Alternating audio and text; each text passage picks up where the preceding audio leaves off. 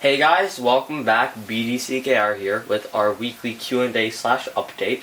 So as always, starting off with WWE Immortals, the online challenge is for sharpshooter Bret Hart, and only the top 5% gets him. And the current character challenge, though technically it's not a specific character right now, is for gold completing on standard. For completing on expert you get a gear pack, and you get Triple H pack for completing it on expert. So like we said, kind of interesting. Maybe you want to check it out. Yeah, and just so that the ultimate booster pack, we're pretty sure that it still doesn't contain Voodoo Bray Wyatt yet. It should. It actually gives you The other one, what's Mad his name? Scientist. Yeah. In Mortal Kombat X, the Faction Wars is a regular season with regular rewards. And the character challenge for the next 3 days, 10 hours at least, is for Dark Empress Kitana. And last but not least, we have Injustice. So, take advantage now, if you haven't already, of the Valentine's weekend sale. So that's the early access pack to Arkham Knight Harley Quinn for 25% off, so $15 US, or the Femme Fatale pack, which is back in the store, I guess, for this weekend. Yeah, so the current online challenge is for Egyptian or mysterious artifact, which becomes the Ibis stick. Is it Egyptian or mysterious? Well, if you look at if you look at the the rewards, Yeah. it tells you mysterious artifact. Yeah. If you go to the original splash page on the main menu, It says... when it alternates between Apokolips Darkseid, if you wait like 10 seconds, it says Egyptian artifact. Nah. If the picture's the same as mysterious artifact, we haven't, clearly the season hasn't ended, so we don't have it yet to be able to see, but I'm pretty sure it's the same as the Ibis. Yeah, there you go, look, Egyptian artifact. Okay, and the challenge, as you saw, is for Apokolips Darkseid. So now's when we're going to move into the Q&A portion of the video. Our first question comes from Jay Vasquez 9131, and he says, what gears do you have on this team, and why have Green Lantern on it? And this is in regards to what video was it on?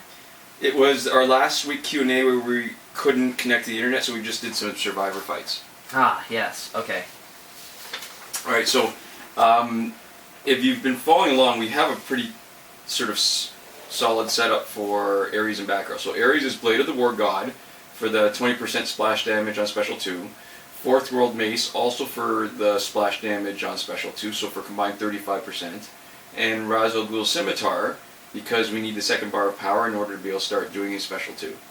Batgirl is the Cloak of Destiny, which is to boost damage against stunned opponents.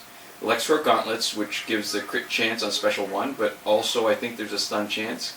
And League of Assassins Knives for the 50% splash damage, because what we're doing is we're running a huge splash damage team.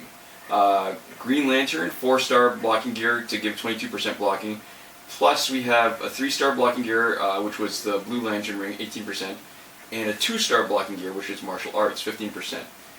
And so the rationale behind this, on our previous Survivor video, we were trying out, and we can include the link in the description there, we tried out Ares, Batgirl, which is our main team, and we added Raven.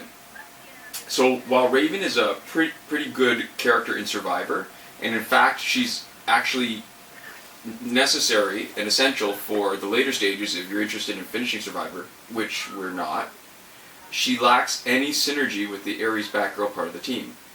Ares and Batgirl are both geared for maximum splash damage from their specials, which means that if we're playing Raven for her health swap, she's actually getting less health back. The idea is that if you're going to do a health swap, it's not just that you take away their health, but that Raven gets re-energized.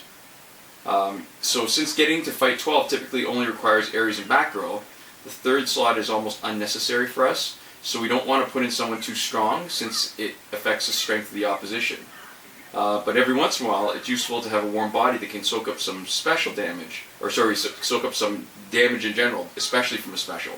So out of all the silvers and bronzes, Regime Green Lantern's passive seems the most useful to us, especially since Batgirl relies so much on her Special 1. Right, she's sort of our main damage dealer, build up to Special 1, stun them with it, and then knock them out and do a bunch of splash damage. And we've done more than a few battles, and we can include those links in the description too, where we've geared Regime Green Lantern to be the tank on a team of golds. Regime Green Lantern and animated Harley Quinn are the perfect support teammates when you want to try out a specific maxed out gold character. Okay, our next question comes from Ian Flores, and he says, just got the Godly Mace today. I tested it on Ares with his weapon, all maxed out. The splash damage decreased. I asked why. Does the Godly Mace stack with his weapon? He does 180,000 damage and 36,000 splash damage when crit. Demon Blade. I replaced it with the Godly Mace, and the splash damage when crit was reduced to 27,000.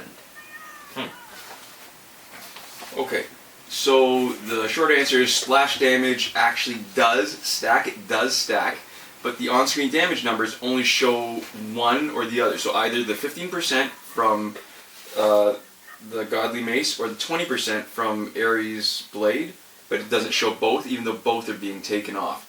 So the best way you can, if you wanted to confirm this, is by using the mirror match in bonus battle 6. You set up your team with Ares and Batgirl to give the 2 bars, so you can start off with a special 2. Then have the third member with health that would be the total 35%, so the combined 20 and 15 splash damage. Because it does stack, then when that third player comes in, there's pretty much no visible health, as long as you've set it up properly so that the health matches what 35% would be. If it didn't stack, you'd have a huge chunk of health visible on the health bar left. Okay. So it's probably not worth repeating here in its entirety, but if you're interested in the nuts and bolts of how YouTube works for creators, we've been having an interesting discussion with Mob Squad, originally Paul Croft, in our LexCorp gear set video, and we'll provide a link in the description.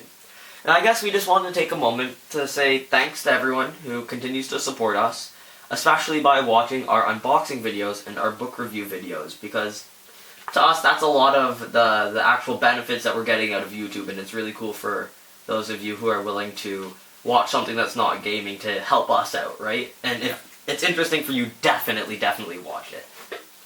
Yeah. Thank you. See you guys next time. Komoda.